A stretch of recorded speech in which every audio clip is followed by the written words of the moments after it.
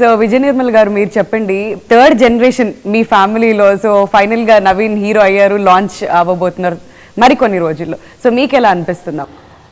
నాకు నవీన్ ఆర్టిస్ట్ అవుతాడని నేను అనుకున్నాను, కానీ అతను టెక్నికల్గా వెళ్ళిపోయాడు.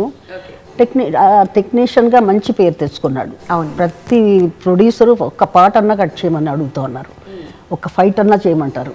అలాగా మంచి టెక్నీషియన్గా అభివృద్ధి చెందాడు.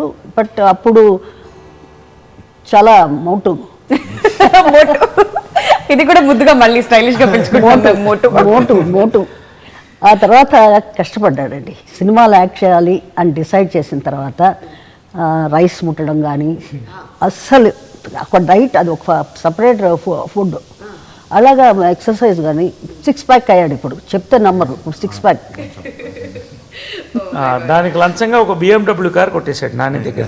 ఏంటి నువ్వు ఏం సాధించావని ఈ BMW కార్ నీ గిఫ్ట్ అని అడిగారు. నేను అదే చెప్పాను, మెంటల్గా ఫిజికల్గా ఇన్ని దాటుకుని ఒక నిలబడి ఒక ఆర్టిస్ట్గా అతను రావడం, అది ఆ మనసుతో ఇచ్చిన గిఫ్ట్ కాబట్టి మేము గర్వంగా ఫీల్ అవుతామని చెప్పాను.